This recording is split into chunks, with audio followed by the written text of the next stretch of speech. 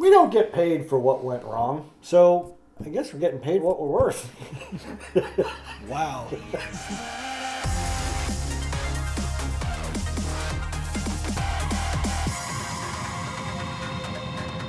We're getting robbed.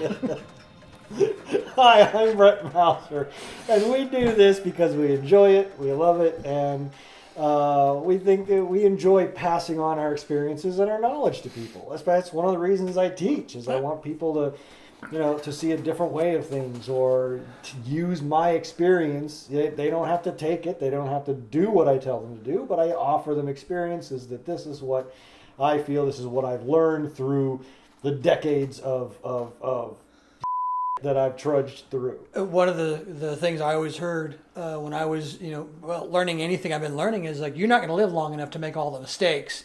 So, or you won't live through the mistakes you're going to make. So let's listen to some of the mistakes somebody else has made. You can make your own later on. Yeah. So now if you have somebody that's going, that is going to come up and say, well, you have to pay X amount of dollars for you to be able to do this. I have to pay you $20 an hour, $15 an hour, what have you. And if you've got like a private collective bargaining thing where you get all your buddies together and you say, you know what, we're not going to do this anymore until they pay a little bit more.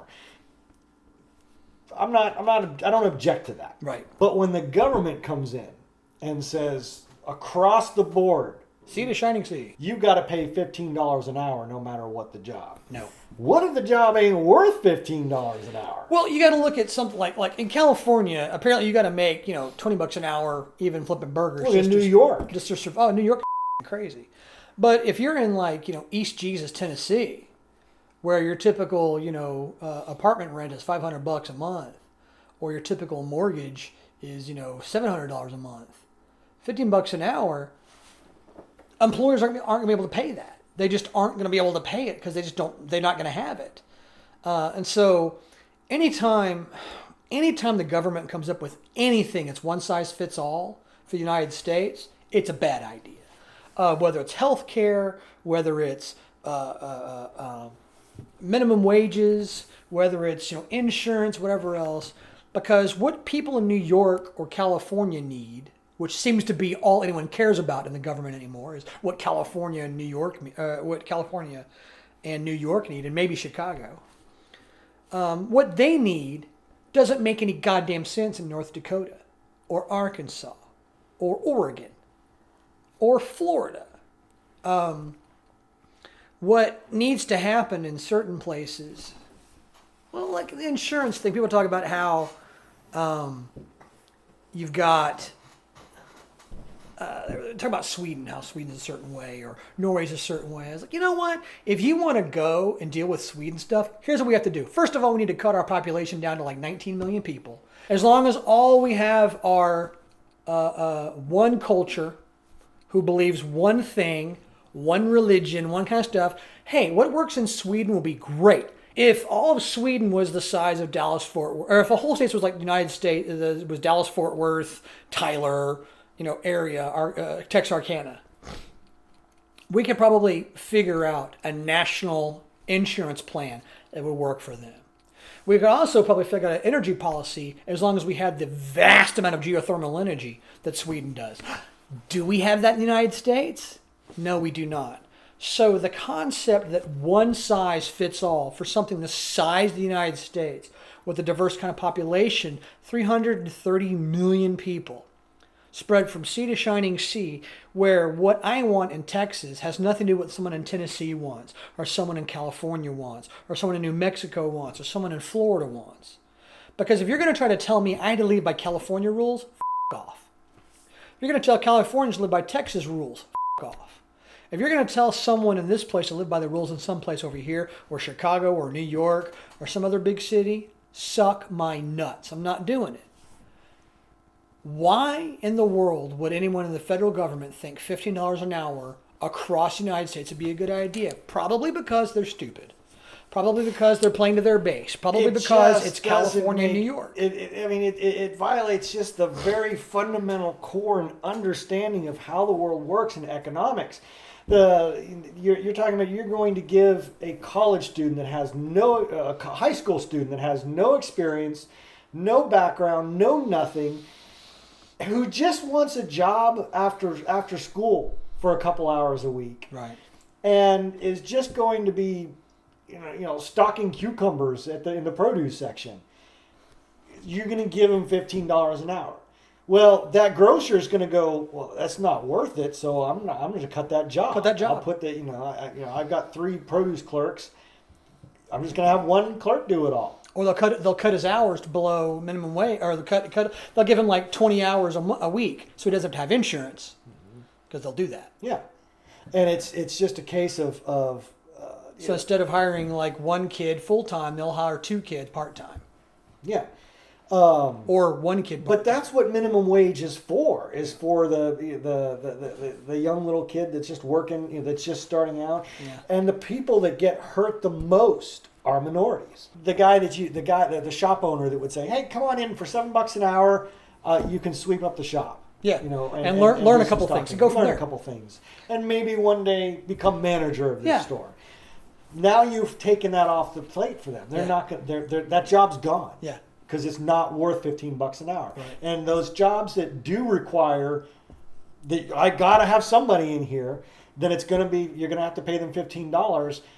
It ain't coming out of the CEO's pocket. Nope. It ain't coming out of the corporation's pocket. It's coming out of the customer's pocket, because the prices are gonna go up. Inflation's going to go up. Now that in order to make the same rent payment that you made at $7 an hour, now that it's up to $15 an hour, your $500 rent is now $1,000, and that $15 an hour wage is meaningless. It's meaningless now. It's the same idea of a college education becoming so expensive. Because when you and I went to college, how much was a semester? For me, a semester of school, basically, a year of school for me was like $3,000. Mm-hmm. Yeah, that sounds about right. Yeah, because I think I got out of. I think the Army paid me. It was like $15,000 was how much my schooling was, or maybe it was $2,000. I don't think my schooling was more than $15,000 for 4 years of school. And I was on the full blown. I had to have the full meal plan. I was in the Corps Cadet, so I had a full meal plan. I had the full stuff. I had to have the most expensive meal plan we had. The Corps dorms weren't too expensive, but I had all these other costs that added up. But still, and once again, the Army paid for it. Thank you very much. The taxpayers paid for it. And so, but then they released it to where the government was giving away loans, secured loans. So the schools were like, they're giving away how much? And so the schools just jacked up the price, knowing they could get more money.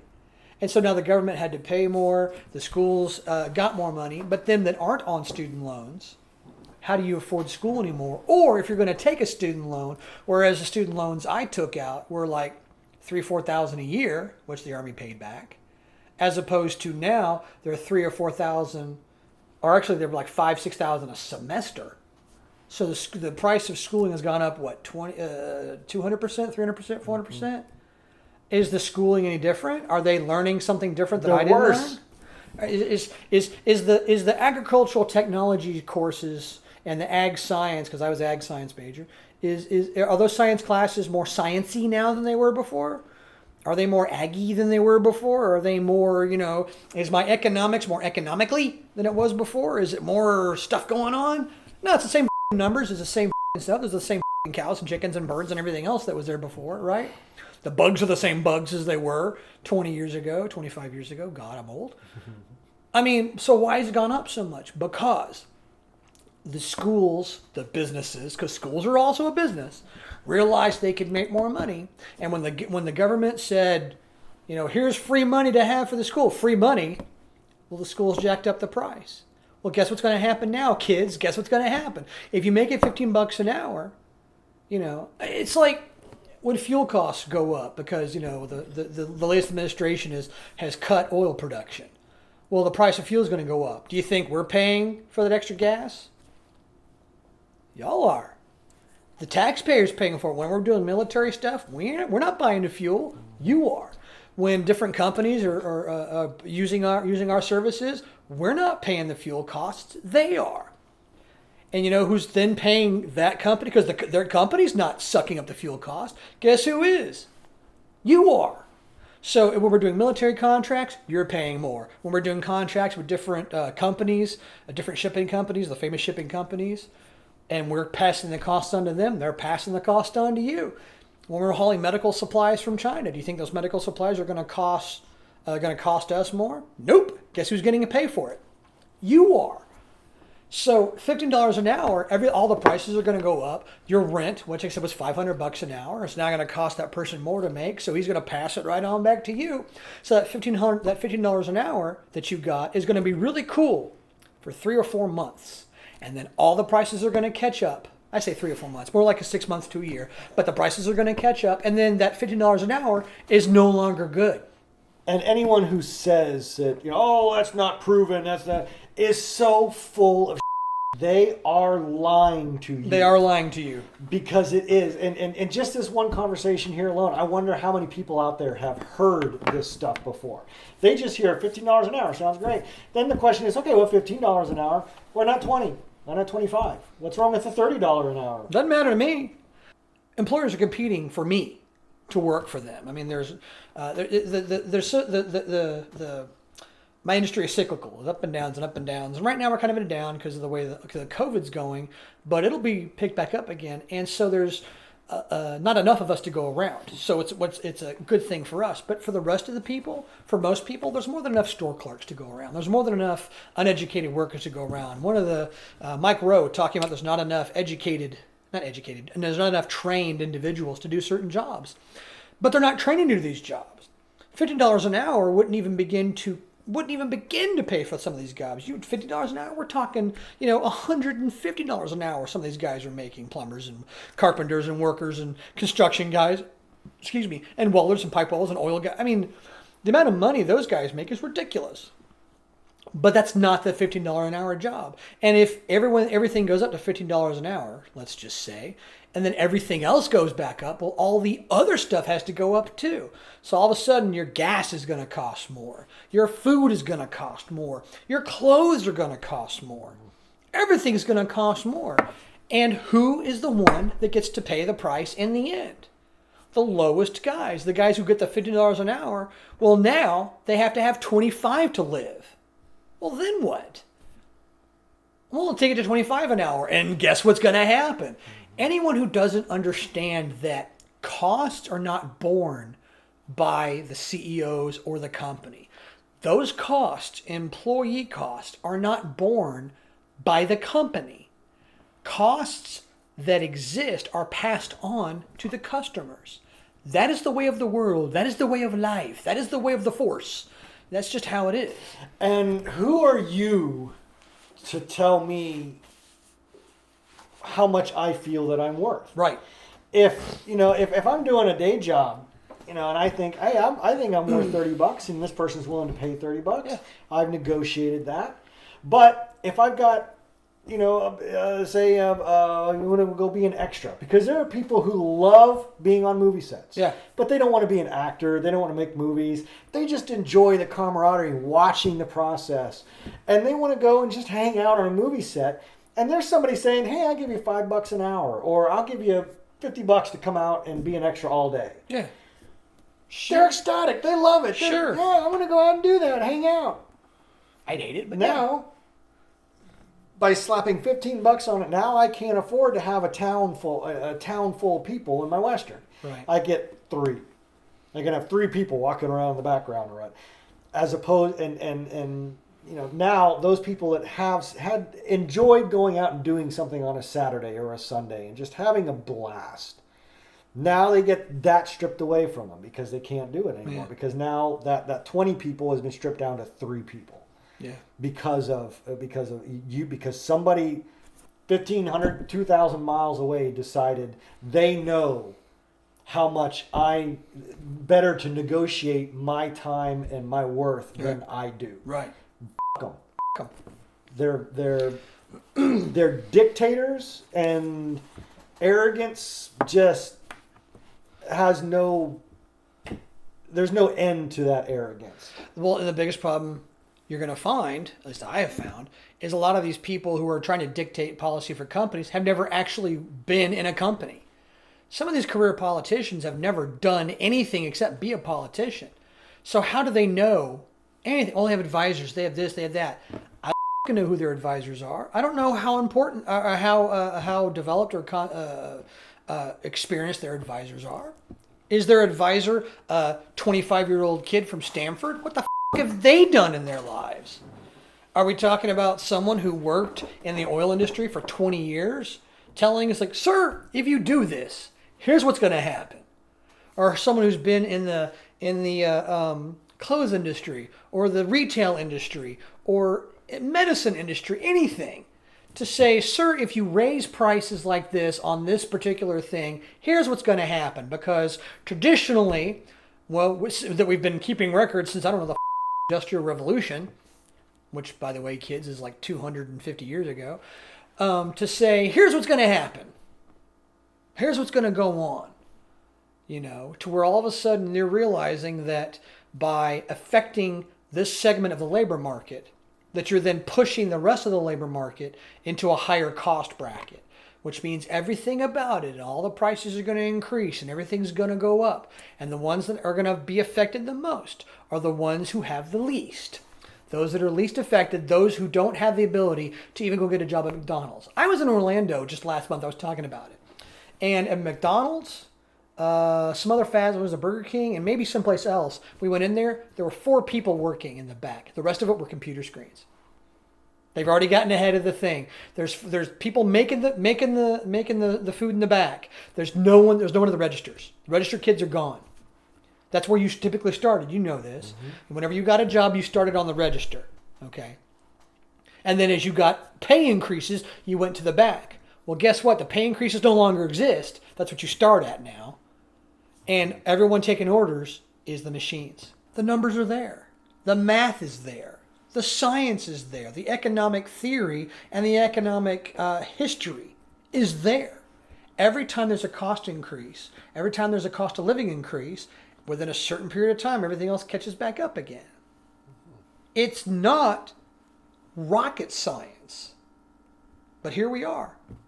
Here we are with people who apparently have never been in a job, except Congress for I don't know how many years, are saying it's a good idea for us to do this. Does no one? Well, let me rephrase that. It looks like no one's actually counting. Maybe me, maybe you. And in the end, if it happens, we're not the ones suffering. We can say, I told you so, which I know we like to do. Yeah. I don't know what to tell you. I don't know what the solution is. I just know that history is what history is. Well, you've got the people saying that let's raise the minimum wage, and you've got the arguments against it, whether it's all the economic reasons, how people are going to lose their jobs, how it's going to create inflation and prices are going to go up, how people who are full-time are now going to get kicked down to part-time. Mm-hmm. You've got all these explanations, all these things that are going to happen. Why? Because we've seen it happen before, and it happens over and over again. And the people that say, no, there's no proof that happens. Yes, there is. It's called history. And you are a liar for trying to convince people otherwise. Right. Pick any one of those explanations. Whether it's going to take away people who just want to have some fun on a movie set and be an extra, and now they can no longer do that. No matter what, you also for me the biggest argument against it is get the out of my life. Mm-hmm. Don't tell me how much I should pay this person, and don't tell me how much I can negotiate for the cost of my labor. Right. If I want to sell my labor for $5 an hour, I deserve the right to do that. Right. And when you're doing that with minimum wage, you're taking away one of the greatest freedoms of all time for you to determine what your own worth is. Mm-hmm. And to say that a person with no experience, no education, who is basically a stump, to dictate that they're worth X amount of dollars. you are hurting them drastically because now they're going to be a stump their entire life. Right. Because now that you've taken away that $7 an hour, you've taken away their ability to grow and become something else and learn and become experienced. Mm-hmm. And that's just one thing that I just can't stand the most is that because people don't understand they're taking away your bargaining power, your freedom. And because I tell you, there are some jobs out there that just simply ain't worth $15 an hour. What if what you create, you have a product that takes an hour to build, and you can sell it for $10, but it takes an hour to make. Are you going to pay somebody $15 an hour to make that? Nope. You're out of business. You're done. Yeah. But $7 an hour, pay somebody $7 an hour to make that because the materials are 25 cents. You make $2 worth of profit on every one you make. Now it's worth it. Yeah.